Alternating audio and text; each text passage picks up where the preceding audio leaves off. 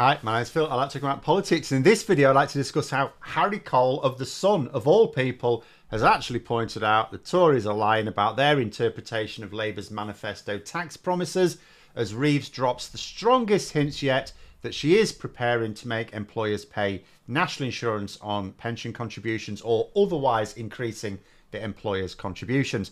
But first, for daily political commentary, please click the subscribe button so you don't miss out. So yesterday was notable for two things in terms of the mainstream political news.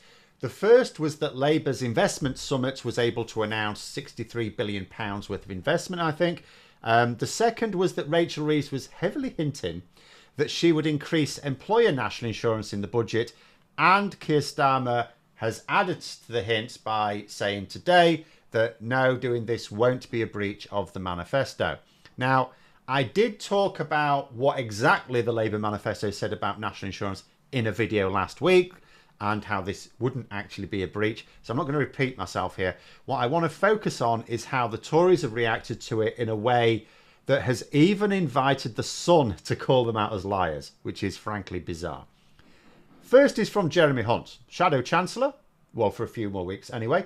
He said that it would be obvious to most people that raising national insurance would be a breach of Labour's manifesto promise to not raise national insurance. Now, straight away, Hunt opens him up to a few easy attacks here. First of all, because he concealed a large hole in the public finances, he has given Labour a free hand to raise taxes that they didn't talk about during the election and say it's necessary to fill in the hole, which is objectively true.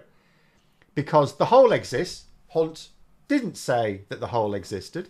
There is no way in which a Labour government is going to agree that they should cut day-to-day public spending in order to fill the hole left by the Tories, which they didn't even tell them about before the election. There is also no way that any sane government would borrow to fill that hole in, apart from anything else. Who would be stupid enough to follow in Liz Truss's footsteps after what happened to her? So the only explanation is tax rises. And if the Tories are going to say, oh yes, but it shouldn't be that tax rise, well, which tax rises should it be then? Because I don't see them coming up with any alternative ways to fill in their own financial hole. But Harry Cole of The Sun pointed out another attack line here, that Jeremy Hunt and other Tory MPs knew full well that Labour's promise on national insurance applied only to workers. Not only did it say so in the manifesto, but the Tories made it explicitly clear that they understood it at the time. How? Well, you may recall, I certainly talked about it a bit, you may recall that one of the Tories' main election tactics, and they didn't have very many, was coming up with taxes that Labour hadn't talked about and saying, well, Labour are going to increase or create this tax. And it was based on nothing more than Labour hadn't specifically ruled it out. And it was, oh, there was going to be a tax on having like more than 3 goldfish, on watching television after 9 o'clock. Oh, there was going to be a tax on giving sausages to your dog. I'm being a little bit facetious here, but some of the things they came out with were almost as mad. But basically what they'd done is they'd got a team together, said, look, think up random tax ideas and claim that Labour are planning them anyway, just because they haven't specifically ruled them out. And they knew that they would have to do this. Jeremy Hunt knew that Labour would have to come up with some new taxes. Why? Because he knew he was leaving them a big financial hole that would have to be filled in with tax rises. And as Cole points out, what the Tories claimed that Labour were going to be increasing taxes on, even though they hadn't said so, the first thing I'm actually going to point out, the first one they said was that the new state pension would be dragged into income tax for the first time in history. And it's like, no, this was in the Tory budget. This was in Jeremy Hunt's budget. So they are immediately blaming Labour for a Tory tax rise. But there were some others in there as well, like increasing the number of council tax bands, cutting council tax discounts. Labour have actually ruled that out now. Increasing the rate and level of stamp duty, extending national insurance to employer pension contributions, and increasing employers' national insurance contributions. Now, none of these tax increases were mentioned by Labour as up for increase or creation. Like I say, the Tories just thought about what Labour might, in theory, raise additional taxes with, knowing that they would have to, because of the £22 billion black hole, even if nobody else did. and then claim that Labour didn't rule out any that were going to be implemented. So the Tories claimed that Labour were going to increase national insurance and employer contributions in two ways, meaning that they understood full well that the manifesto had not ruled it out. But you may argue, who cares what Jeremy Hunt thinks? Yes, he will be the one officially responding to the budget because the new leader won't have been confirmed then, so there won't be a new shadow chancellor. But he's a political dead man walking. I doubt either Badenoch or Jenrick will keep him on, apart from anything else. He is the chancellor who left the financial hole, and if the Tories ever want to move on from that, they're going to have to drop all of those directly responsible. Denying the hole exists, which is what Hunt currently does, doesn't really work when both the OBR and the IFS are satisfied that it's real. They're not confirming that they accept that it's £22 billion, by the way. They haven't seen the data to show that, but they've seen enough to know that it does exist. But Robert Jenrick, who might well be elected leader, he's not the favourite at the moment, I think, but he could still be elected leader. He had this to say. So he also said it would be a manifesto breach. And he also said that all tax is ultimately paid by working people. Now, there is something in that, which I've mentioned before. But then he said that the prospect of this tax on jobs is also scaring away investment. Now, my response to that was that it's very weird to say that it will scare away investment on the same day that Labour have announced a huge level of public and private investment. Much more than the Tories were ever able to announce, much less deliver. And my second point to him was that leaving the ECHR would actually genuinely scare away investment. As I discussed at the weekend, leaving the ECHR, doesn't matter what Robert Jenrick says, is a breach of the Good Friday Agreement. Not only are legal experts clear on that point, more importantly, the EU are clear on that point, and the United States are clear on that point, and that is Republicans and Democrats, and that even includes Donald Trump.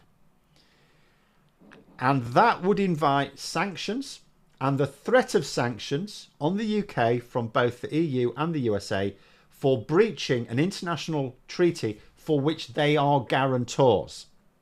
Cannot imagine that many investors fancy throwing their money at a country that is even being threatened with sanctions by both the EU and the USA at the same time for the same thing. And more people should be making this point, especially inside the Conservative Party. Imagine if they got what they wanted. Imagine coming to power on a policy which you misunderstood as badly as Brexit, only to find the consequences are way more severe and much harder to hide from the public. Or are the Tories now addicted to things which pose an existential risk to their party? Mind you, finally, I will just add this. So just in terms of the manifesto in general, just thinking about it. So earlier this year, Keir Starmer ordered his shadow cabinet to go through a process of what he called bomb-proofing the manifesto. This meant making sure that nothing was allowed in the manifesto that could, unless it could definitely be implemented. There was like no doubt about it. Because there is a world of difference between having a policy and having a plan to deliver that policy. Politicians will, promote policies all the time. And a lot of the time they'll genuinely believe in them. They'll genuinely think, yes, I would absolutely do this. And then what happens is they find in government it's not as easy as they thought. Not every manifesto promise broken for either Labour or the Conservatives has been the result of dishonesty. It's not automatically the case that if a manifesto promise isn't kept, it's because, they never intended to keep it.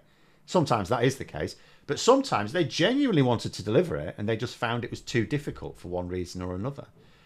This is why the manifesto was considered to be so tame. It contained only what Labour thought was definitely doable. There was not going to be any suggestion that it would be too difficult and therefore they'd have to pull it. But there was an explicit expectation that they would deliver more before the next election. Because they've said that. They've said this manifesto is the bare minimum. We intend to deliver more. The trickier aims, however, were outside the manifesto, so that if they didn't manage those, even though they intend to, they haven't broken any promises, right? And I can see the strategy here.